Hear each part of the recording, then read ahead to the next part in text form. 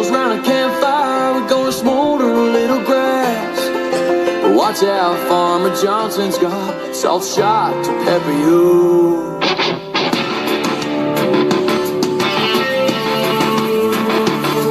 Farmer Johnson's got a shotgun, running naked through a cornfield. Something came in the middle of the night, stole moonshine from a stick. There's burn marks in a circle, strange signs upon the ground. He thinks the aliens have touched down in our little town. We know crop circles in the moonlight mean us boys have been around. Show the girls a little good time, spinning tires in the soft ground. Crop circles round a campfire, we're gonna smolder a little grass. But watch out, crazy Johnson's got salt shot to pepper you.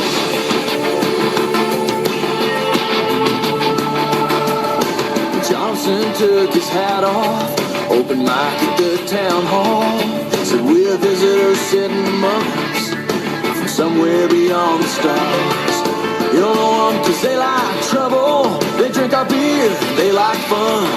I even seen them with the mayor's daughter, driving around in a local boy's truck. Oh, but we know crop circles in the moonlight mean us boys have been around. Show the girls a little good time, spinning tires in the soft ground. Crop circles round a campfire, we're gonna smolder a little grass. But watch out, crazy Johnson's got salt shot to pepper you. He says they're gonna beam us up, take us in our trucks. They're gonna beam us up, experiment on us. They're gonna beam us up, take us in our trucks. They're gonna beam us up, experiment on us.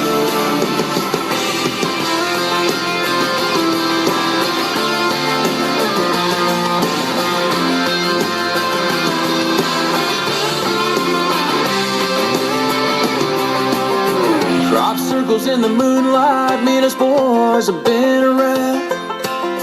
Show you girls a little good time, spinning tires in the soft ground. Crop circles round a campfire, we're gonna smolder a little grass. But watch out, crazy Johnson's got salt shot to pepper you. Yeah, girls, we're gonna beam you up, take you in our trucks. Beam you up, experiment on love.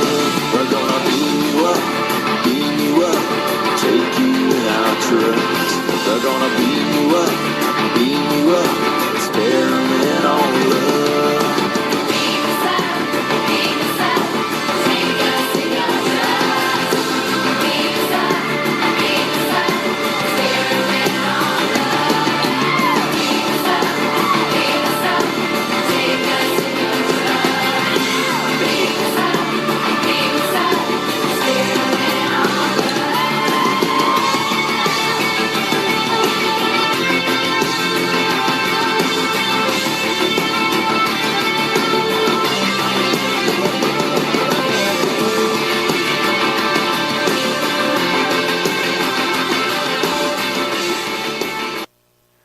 Welcome. You have entered the zone of high strangeness, a place where the unbelievable is believed until proven otherwise.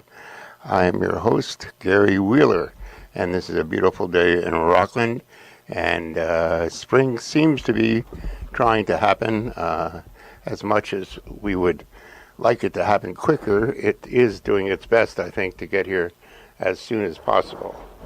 I have a little trouble with my microphone here. And things do look like they're improving to some extent anyway. Days are longer, and it seems to be getting slightly warmer day by day. The theme you listened to was Dean Brody's country western song, Crop Circles, and that's the name of the album as well. And I do believe that's probably the first country western song ever about flying saucers. And of course, they managed to get in the pickup truck and the dog and I think a shotgun and a few other standard country western ploys in there. This afternoon, callers are welcome. The number here is 207-593-0013. I want the callers to know that as soon as I answer the phone, they'll be immediately on air. Use first names only, or you can be anonymous if you choose. Mainly stick to UFO topics. Any feelings you have about the whole field of UFOs and how you yourself have feelings about that, as well as any experiences you or your friends may have had in their own lives, would be helpful to hear about. So we're open to that. Again, the number is 207-593-0013. And a little FYI here, in May, there's going to be a huge UFO conference out in Joshua Tree Park in California. It's going to run from May 25th to the 31st, and it's called Contact in the Desert. Joshua Tree Park is known as a UFO hotspot, for one thing. And to get more information about that, you can go to a website, which is contactinthedesert.com. And all the heavy hitters are going to be there. And as it looks like goes on for 5 days, there's going to be a lot of information. So well worth going to if you feel like taking a trip to California. I want to take a minute to thank my sponsors, Eric Best, who is an author and friend, as well as a business consultant, and Diverse Landscapes, a company here in Rockland. Today we're going to go back a little bit, and the last couple of weeks we've had interviews by interviewing Linda Moulton Howe, a famous journalist who's been working in the UFO field for almost 30 years. And those were very interesting. I found them really informative. I hope you did too. But tonight, this afternoon, we're going to do a little different thing and play an audio of a coast-to-coast radio show, of course, with George Norrie, who's the host. And they'll be talking with Linda Moulton Howe. And she will be interviewing an ex-military officer and a CIA operative about their involvement with extraterrestrial beings.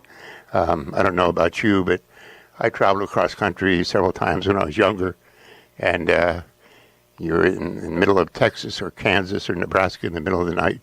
It was very comforting to turn on coast-to-coast radio and be entertained by George Norrie and his mysterious guests at that time. So I'm going to begin that now, and I'll break in about 20 minutes, and that would be a good time to call as well. So here we go. And this tape will begin with the interview starting right away. So now let's begin with working both in the Army and for the Central Intelligence Agency. You're going to see some saucer crafts that have been gathered in the U.S., in New Mexico, and we have other crafts that have been gathered from around the world, he said. And how far are you from the closest craft? Oh, I would say probably 30 feet. And the first two crafts we seen looked almost identical, and they were smaller crafts. Colonel Jim had mentioned that they were real crafts. We had asked him, what in the world is Vreel?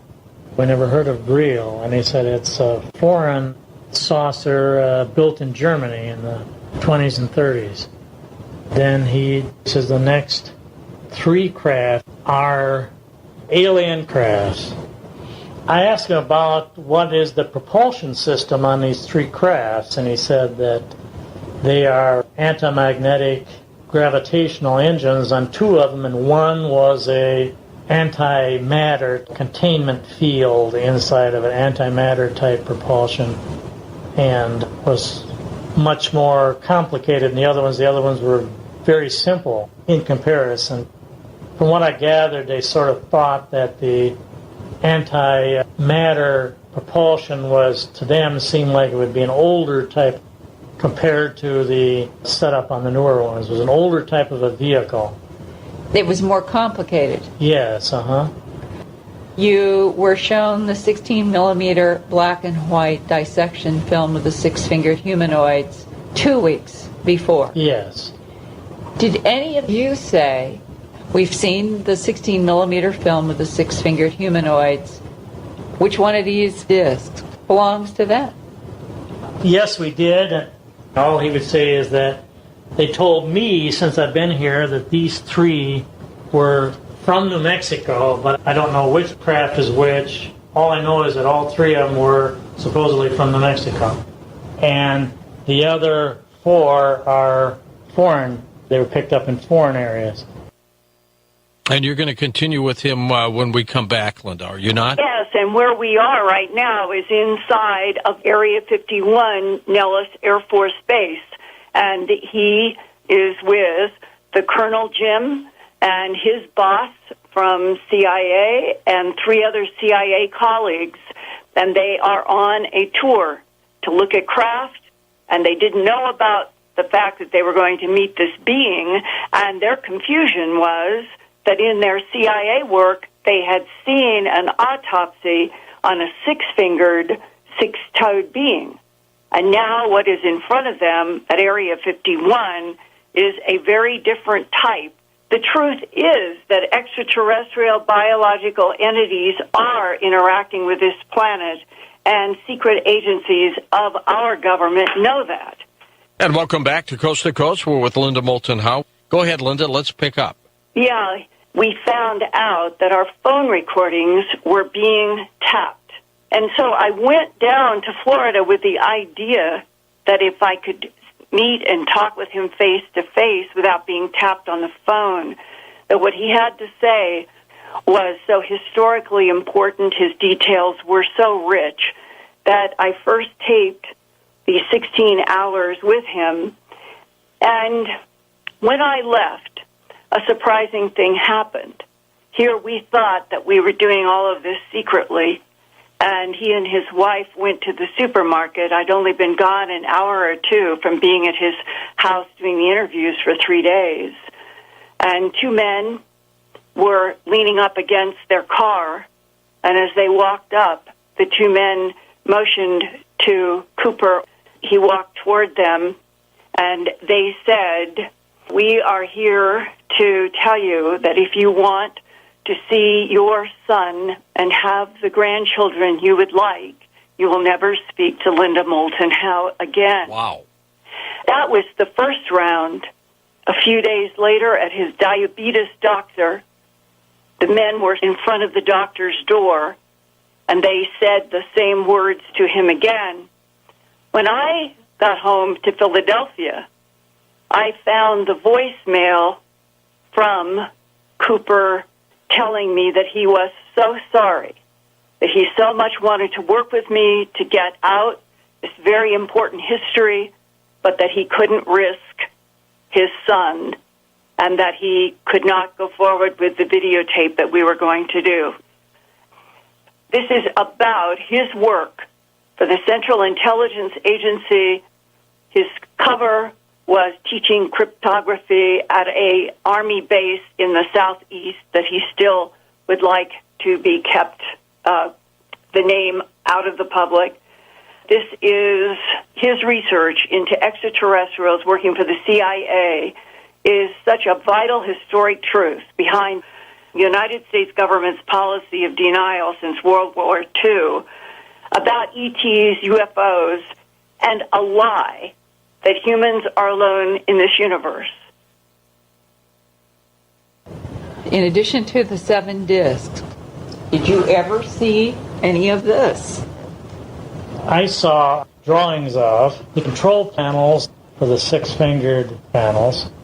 And where did you see the drawing? And I saw those on, I think it was in the Roswell file itself. I saw a picture similar to this with the drawings on it, and they had several pages, and they described how they actually worked with the fingertip controls. The controls were tied to fibers. At first they could not identify how they worked at all, and they saw little fibers running off to the end that plugged in, and They didn't know it was fiber optics, of course, because fiber optics wasn't invented. They called it fiber filament. Fiber filament. Yeah. And that's what they had to look at under a microscope? Yeah, at least one of the hand panels they checked and found out this whole thing was tied into the electrical current area or the fiber optic area, so it carried throughout the ship. And they said, too, in that same rundown, that there was so much fiber filament in this craft that at night the craft actually had a slight glow to it from all the fiber optics that was in it. What part would glow? That was the interior. They only talked about the interior.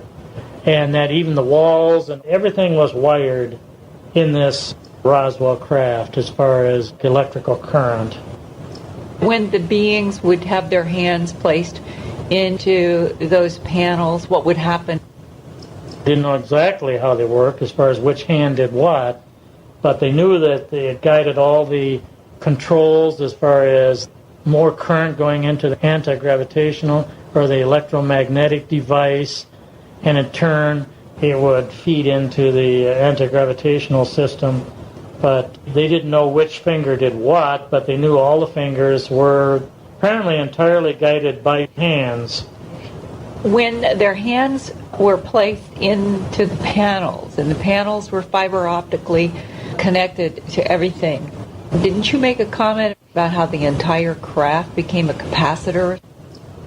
On this printout that I saw in the file on these, they did mention that on this one, on this Roswell craft, they didn't find a distinct power plant area. Like the entire craft was the electric magnetic field and anti-gravitational field. And that even the aliens that flew it, like their uniforms were tied right into the electronic field, and maybe the aliens themselves. And they had pictures, too, of the headbands that the aliens wore, and that they could, by turning their heads, they could guide the craft in that manner also. With the headbands? Yeah, with the headbands. And that was in that report? Yeah. Because Corso talked about these strange headbands that Trudeau had in the file cabinet. Yeah. It mentioned that pilots hooked up to mild electrical current tried these headbands, but all they got out of it was violent headaches, because our brain would be different from their brain, and whatever was the suggestive part of our brain for the craft going one way or the other was entirely different from the aliens. So in other words, it was completely useless to us. It'd have to be all readjusted. Did you ever see anything like this? Yes, and in the paperwork that I saw, they listed it as alien hieroglyphics. Before I left military service, I did see something listed that the hieroglyphics were actually ancient Greek. One little small paragraph on the last page, it did say some letters compared to early Greek. So it did have it on there, and that was in the early 50s at least, that particular file. And if these six-fingered humanoids were involved with the inspiration of Greek civilization and prior... Yeah, Greeks got their alphabet from one of these aliens. When you saw the drawings in the file, that was at the CIA, not at the Area 51 of the panels. Yes, Okay. Do you remember anything else that Colonel Jim said about the craft? He just kept walking, and we stopped, and then he would motion us to come ahead, and we'd try to ask a couple of questions. In other words, he was in a hurry to get us out of there. We were just supposed to get a glimpse of these things, to get an idea if we saw pictures, what type of craft it might be, whether it be alien, whether it be German, I suppose. He wanted to walk us through there just as fast as possible. What did he say to get you to move to the next stage? Well, when we were up toward the last one, we were just ready to head out, and he says, we've got to see one of the aliens, and right now we have the alien in the interview room, and we would like to have you come. And of course, we were just dumbfounded, because at that time we had no idea that we were going to see an alien. Were you thinking six-fingered at that moment when he said... Yes, I think all of us were. And then when we saw the being that we did with the large eyes and the peaked face and the large head, we were kind of shocked how the alien actually looked compared to what we thought we were going to have. Yes, The top of the head, I think, was quite a bit larger, blooming up, On the six-fingered aliens, they show like muscle build. But on this one, he was very thin. Anything about the lower part of the face? The little mouth, the chin, and the nose holes. And he had some areas where it had little outcroppings on his skin sticking up that looked like a bee sting, that you'd get a bee sting and it would puff up around his neck and down his arms. His skin was coarse. Canvasy would be the good description for it. He had a T-shirt on, a T-shirt with straps, like a child's T-shirt, I would imagine. I don't know why they would have dressed him up in something. And Colonel Jim says that you can talk to him, but you only have 10 minutes. I don't know what the big rush was. It's like they had to take this alien somewhere. Colonel Jim said that this alien doesn't speak to you, that he speaks to you telepathically. So Anonymous is inside of an area in Area 51 where they knew that they were going to see craft, but they did not know that they were going to be shown an extraterrestrial biological entity. And this Colonel Jim has now taken them to a sort of a room. It has a one-way mirror in it. And Colonel Jim, Anonymous's CIA boss, and the three other CIA agents go into the room where the being is introduced to as a gray, is sitting behind a desk. And Anonymous had grown up in a strict religious way, and he told his boss that he did not want to be in the room with that being and asked to be in a separate room. And he is now, Anonymous is now standing on the other side of a one-way mirror. He can see the being and he can see the CIA people, but allegedly the being can't see him, but the assumption probably is awareness there because everything is telepathic, which is where this picks up. His boss asked Anonymous to give him questions, and this begins with what Anonymous said to his boss to ask this gray alien. And then I talked to my boss, and I said, ask the being if he's a demon, and ask him where he came from, how old he is. And from the time that you got from Area 51, wasn't there some discussion between your boss and Colonel Jim about why is this being here and what? Yes, and I asked how long has he been here, where is he going, what are you doing with him, besides like debriefing him or whatever. And he said he's been here for some time. I stayed out. I was in a room sitting about 20 feet away from the one-way mirror. I guess you would... You could see through. And I could see the being. I could see, he wasn't real tall, probably 5 foot. After my boss went in, I could still see him sitting behind this table. When you would come up with a question in your mind, you didn't have to say the question. He could read your mind, and he would answer it before you would speak the question. And my boss said, first of all, are you a demon? He said no. And the other ones asked him, where are you from? And he gave them some kind of a star area or galaxy area that nobody ever heard of with a number or something like that. Then he got up and started pacing back and forth with his hands behind his back. And, of course, we couldn't see his feet because that was behind the desk. When Anthony asked him the first questions about demons, Anthony could hear the answer, but the other two men could not hear the answer. They did not hear the answer at all, telepathically. Only the person that was asking the question heard the answer. So the guys were repeating the questions and answers, like back and forth.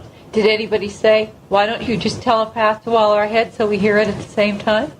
Yes, they did. And he just said something like, this is the way we communicate, like one-on-one.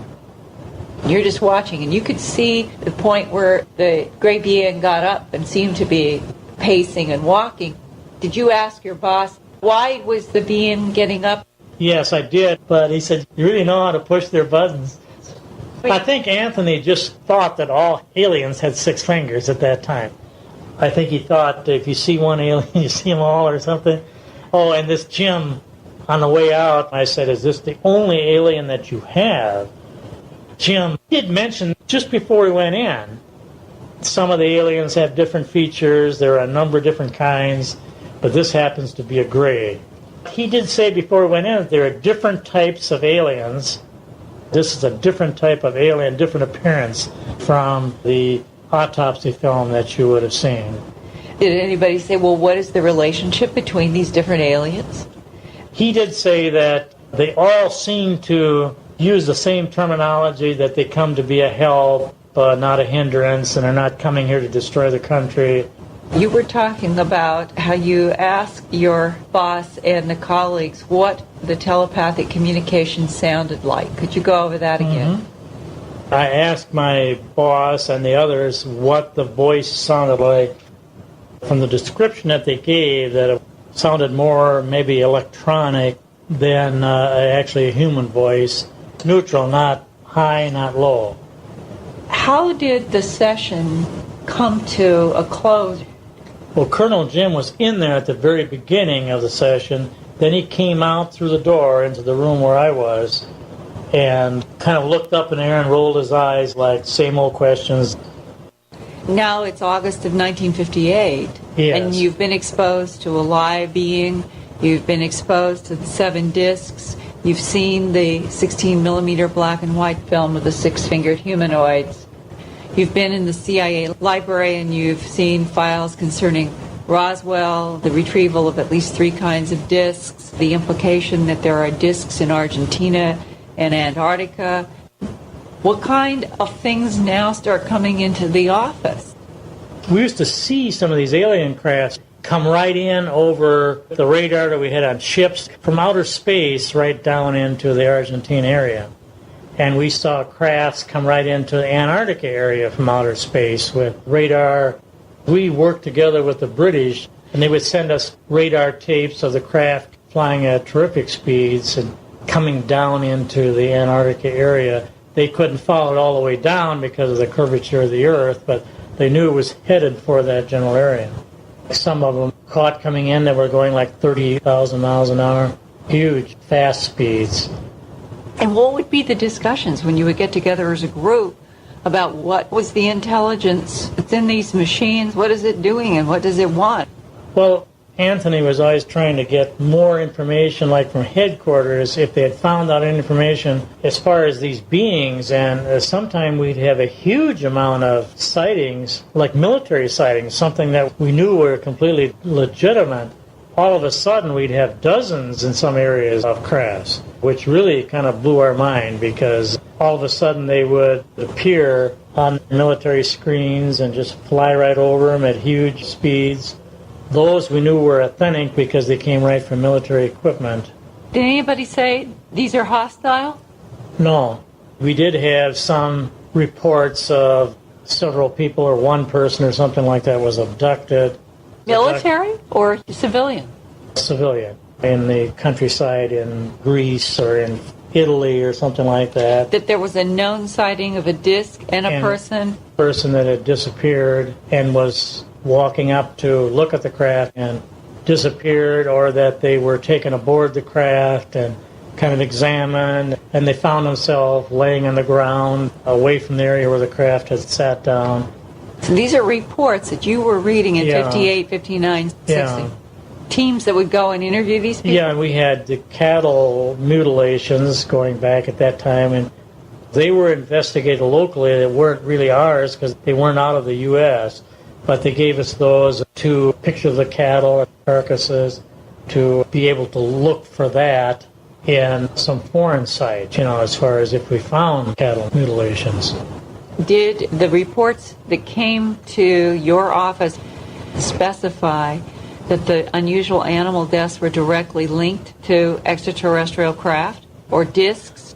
Yes, because they had like saucer crafts spotted in the area and seen by the ranchers. They would find these carcasses. Each one was tied to like a saucer sighting. And when you got those reports, animal mutilations, human abductions, you get together for a meeting and say, what? Well, yeah, so why are they doing this? Why are they taking certain parts of these cattle and animals and other animals? I mentioned in the report that they had mutilations of small animals also, other than just cows. Anthony came up with a twist. He said they would usually always take like the sex organs from the cattle. And they said maybe they're using these because we had seen the alien autopsy and it said they were neither male or female. Maybe they're trying to use some of this material to either try to manufacture a being that it could reproduce or something like that. That's kind of like the main gist of the animal mutilation. And the abducted, they were always like probed or examined, this type of thing. We had one woman had an implant in his neck, which I think that was the Puerto Rican site. The agent there had a doctor remove this thing from her neck and found out it was some kind of a chip of some kind, because she said that they had implanted something in her, but she had a miscarriage right away. It was just a tiny little fetus, very young, and they couldn't see any difference between if it was like a regular human fetus or if it could have been like an alien fetus. But apparently that must be part of their experimentation. And we gathered that they put the implant in her neck, not too far from the spinal column, and we gathered that that was like a homing device where they would be able to find this particular woman again, wherever she may be.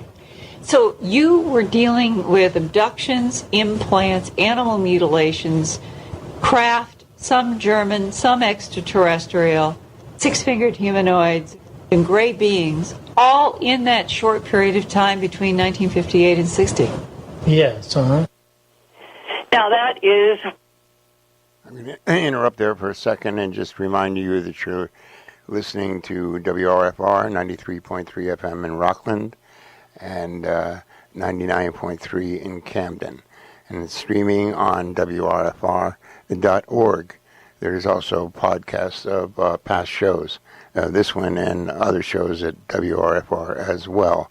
This tape is quite fascinating, so I'm going to get right back to it. Quite a statement. Sounds believable. Well, and to realize that we're talking about that period he was working in this base between 56 and 60 and got recruited into the CIA around 57. So he was there in that last part of the 50s, and that there are these many subjects that are being covered. And when I first talked to him, my very first recorded interview was May 2nd, 1998. I was in Philadelphia then, and he was in Florida, and we were talking for the first time on the phone. And he asked me to call him Cooper. So I'm going to reference him as Cooper.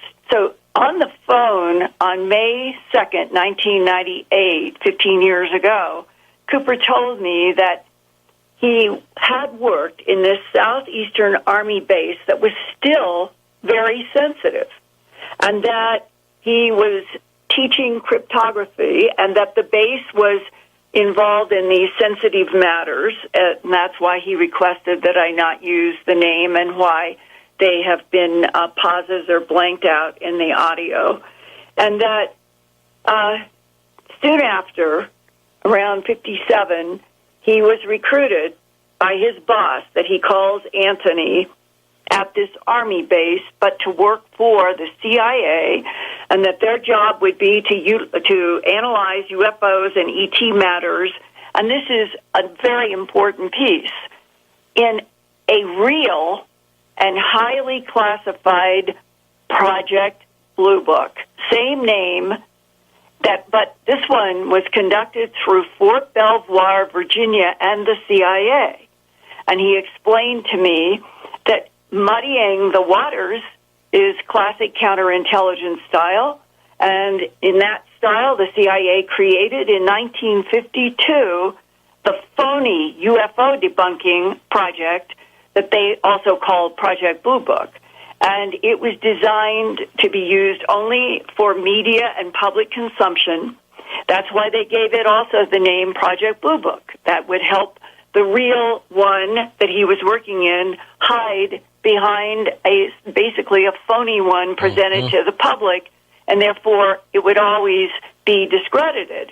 And that way the CIA could use this PR, Project Blue Book, to condition the media and the public to think that there was nothing to UFOs and ETs while they were secretly and seriously investigating extraterrestrial biological entities on Earth. And the CIA sort of, quote unquote, ended the public Project Blue Book through the Air Force as the front in 1969, while the CIA and other intelligence agencies have continued since then and are doing so today to monitor and investigate extraterrestrial interactions with this planet. And this sort of upside-down, bass-backwards world of counterintelligence misinformation is what I have long called the Hall of Mirrors with a quicksand floor, deliberately designed to divert public and media attention from the truth while the government persists in its policies of lies and denials that were officially put in place in World War II. And when I was talking with Cooper back in 1998, he felt, like so many people that I know who have been in military or intelligence, that the whole human family has a right to know this truth. Cooper traveled with his boss to Washington, D.C., to Langley, CIA headquarters, and to the White House for a meeting in the Oval Office with Vice President Richard Nixon, and that he was involved in preparing documents and photographs and film in which there would be a discussion with Richard M. Nixon, and in one meeting, the president then, Dwight D. Eisenhower, was also there.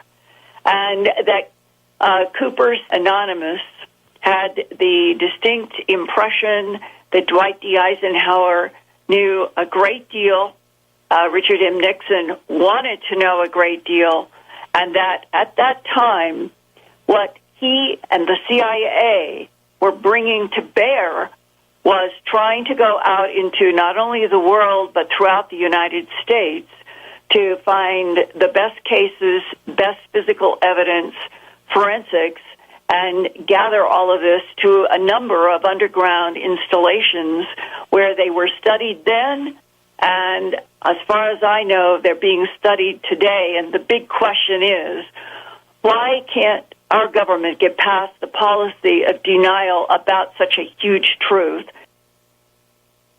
And Peter Gersten and Citizens Against UFO Secrecy wanted to continue investigating.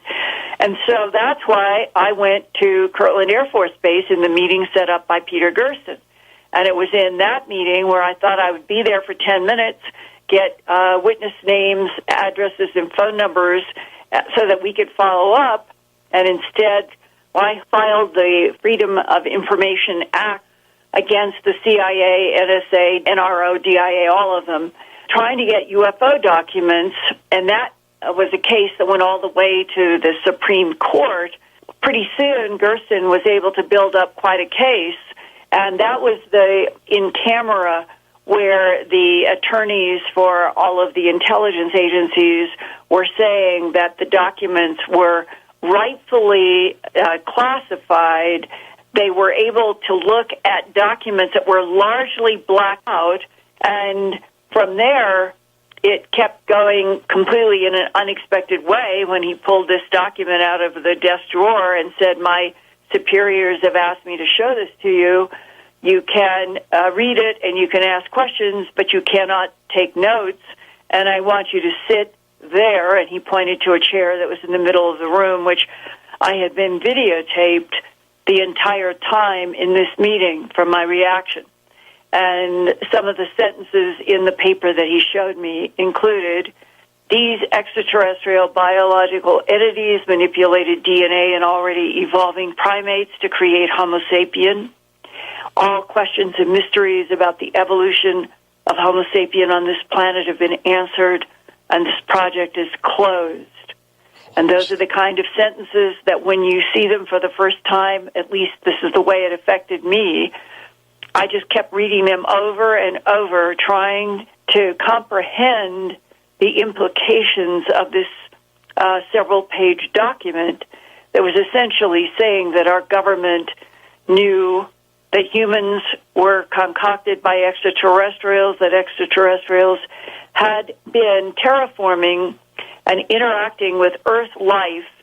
And there was a paragraph that I really never talked much about before, but I certainly have had it reinforced by other people that I have met since that meeting with Richard Doty, who have told me that our government has proof that at least 3 different types of extraterrestrial biological entities have terraformed and interacted with this planet for more than 270 million years. That means that humans are the latest made life form and that we don't understand at all what is going on in the cosmos, this planet, and that that kind of document is what set me off on many more complex paths that I have written about in my first book, An Alien Harvest. And I then learned a few years later from someone that around 77, 78, an exchange between a security guard at Ellsworth Air Force Base who drew his gun on a blonde-haired being, as I understood it, outside of a craft that had set down in an area of Ellsworth Air Force Base, and the security guard drew his gun, and instantly there was a beam, I think it was green light, sort of like laser light, hit the gun in his hand, evaporated the gun, leaving only surface warmth on his hand. This was the story that Peter Gerson was interested in following up what he had done in Freedom of Information Act. He wanted to find out who knew the most about this case, and he and Citizens Against UFO Secrecy would go to Ellsworth, and he said, Linda, if I set this meeting up with you with this AFOSI agent, you can go, you can find out, and then we can it's win-win, because I want to do the documentary on hard-breaking information concerning extraterrestrials. Strange stuff. Let's go to Tom, truck driving in Ohio now. Tom, go ahead. Thank you. Back in 74, me and a friend of mine saw an unusual-looking light off the coast of Hollywood, Florida. Must have been around almost midnight. We were shooting pool, came out and saw something over the ocean. And at first, it looked like a blimp, and I was trying to figure out why a blimp was out there that time of night. And it got closer to land. It wasn't making any noise or anything. I thought maybe it was a Japanese blimp or something because it was right in some kind of cliffs. Couldn't understand it. A couple of Navy jets came in, started circling this thing, and then it started speeding up, made no sound, and just left like in a line. It didn't zigzag or anything. It just zipped right out of there and left those jets behind. Not a sound. Sir, did you say it was writing RITING glyphs? Yes, exactly. Meaning that it looked like it was moving in the sky and leaving a glowing pattern of symbols? No, it was more like it actually looked like a blimp. Maybe the Fuji tire blimp, right, the Japanese symbols. But when we got a better look at it, the symbols weren't Japanese. There was some kind of hieroglyphs of some kind. Okay, hieroglyphs have been described in many instances, and if I understand, then you're seeing something that is a blimp shape, and it has some kind of hieroglyphs, like written on it, carved on it. That's amazing, Linda. If that man is listening, would you please email me at earthfiles@earthfiles.com so that maybe you and I can talk about exactly what the glyphs look like? I would appreciate that. earthfiles@earthfiles.com. Thanks, George. Okay, Linda, we're going to come back and take final phone calls with you in just a moment. Linda, let's take a few more calls here. Boy, this hour's going by fast. It really does. My gosh. Let's go to Tim in Indianapolis. Timothy, you're up with us. Hey, it's an honor to speak with you guys, and I'd like to thank you for all the hard work you guys do. My question real quick is, with the Earth having a magnetic pole shift and these sounds that we're hearing, would it be like we're in a big MRI machine? And, I mean, that would cause disruption. And, I mean, it seems logical. I'm not a rocket scientist or anything. And then is there any update on the Baltic Sea, the object there? Okay. Thank you so much for your time. Yeah, and thank you. Thank you for appreciating our work. First of all, pole shift. There is not an active, instantaneous pole shift. We could go for another 500 years, and the poles would still stay where they are, the North Pole and the South Pole. But there are indications that there are changes, as I've been talking about. There's definitely changes in the core.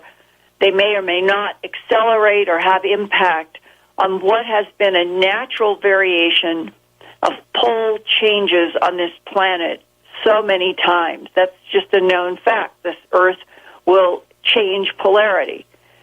When that happens, what exactly will occur for birds and animals that depend on magnetic fields, we don't know. But right now, the poles have not shifted. So that's really clear to keep that in mind. On the Baltic Sea image, I've corresponded not too long ago with the ex-Explorer team, and they are frustrated again about needing more funding to do more refined and sophisticated research in that very murky Baltic Sea water. And they're hoping this spring that they may be able to do something that will truly push this research a lot further. That's the way Dennis and Peters told me. Yakima, Washington we go. Jeremy's with us, west of the Rockies. Jeremy, good morning. Hi, George, Linda. Very grateful to be on the line. Good to have you with us. My main question is, I've seen a lot of things here in Yakima, orbs, stuff like that, and where I live, I could see the Yakima military base. Well, anyways, I see a lot of flares, was what I would describe them as, and what they do is they blink in, blink out, and then they're really bright, and they kind of move around, but they're always above the hill right there. And I was wondering if you've seen anything about that. Lights, moving lights, are such a part of this, we'll call it strange phenomena. I have been in Hessdalen, Norway, with scientists studying lights that move around and pop around up in the treeless, high, all rock area above Hessdalen. I personally have seen orange lights moving over crops in England and Wiltshire at night. Others have seen them moving in the day, flickering and fluttering like a mirror. There are all kinds of hypotheses about 3-inch or up to 12-inch diameter glowing spheres related directly to extraterrestrial technology, defined this way. They may be programmed plasmas, and that the programmed plasma can interact with our environment and be programmed just like we would do computers, only it would be plasma, and that it has the ability to download and upload information, monitor, do tasks, and something that humans are not capable of doing. And that has been part of the phenomena we'll call it high strangeness phenomena, some of it related to ETs and discs, for such a long time that I'm reminded of a book about very strange events that have been documented around the world. And one of them was in, I believe it was Tibet, and it was an American couple, and they were on a path, and they saw a light, exactly what you're asking about. It was small, it was about baseball size, glowing, sort of gold, and to their amazement, the light transformed right before their eyes into a full-bodied male human who had on some kind of a cloak, and the being or whatever kept walking on the path in front of them. And they didn't run. I would wanted to run and say, I just saw you turn out of a light. Where did you come from? Who are you? But they only have written this up as something that they saw firsthand. And frankly, I think they're probably describing exactly what they saw. But is it dimensional, a dimensional transport? Is it exactly like some of the sci-fi stories that if we only understood how to bend space-time, that theoretically is possible, that you could move point to point through the cosmos, and if you move point to point, you might see exactly that, a light that is a circle that opens up, and then somebody comes out of it. Let's go to Bob in Dayton, Ohio on the wild card line. Bob, go ahead. Hi, George and Linda. I just have an observation.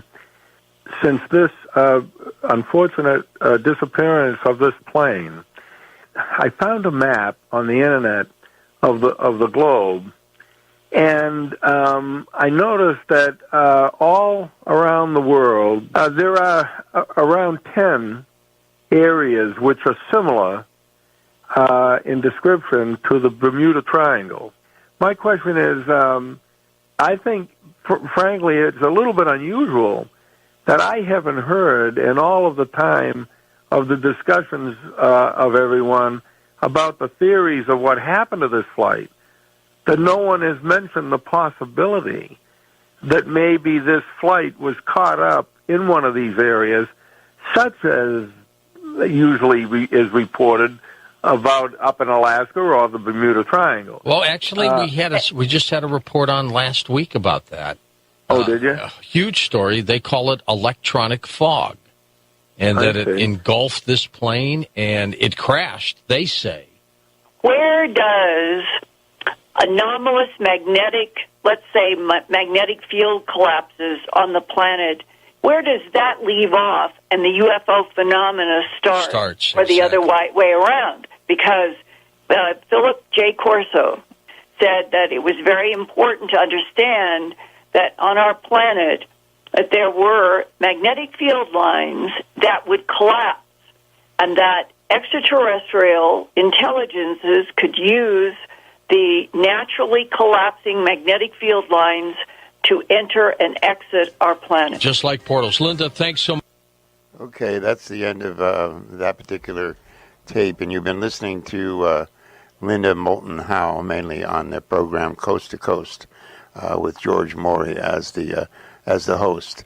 There's a lot of information to take in on that particular audio, and if you want to follow up yourself and try to find out more about some of these issues or subjects, I recommend you just go to YouTube and put in Linda Moulton Howe's name, and you'll find a lot of different audios where she goes into more detail about some of these subjects. Well worth listening to. And you might be a little curious as to why some of these people come forward, and the government, if we believe that they're doing this cover-up, why they don't stop them. There seems to be a feeling amongst the UFO community these days is that the government actually wants people to come forward and talk about it, because they pretty much know that they can't hide this forever, and that eventually it's going to be made public that we've been doing this kind of communication for a long time with extraterrestrial beings, so that they prefer that the public is kind of more prepared for when this happens than otherwise, and they would rather not do it themselves. So they're leaving up to other people, like myself, to educate the public about it. We're getting down to the end of showtime here, and I just want to thank you for listening and remind you to embrace the mystery, and especially embrace the mystery that is you.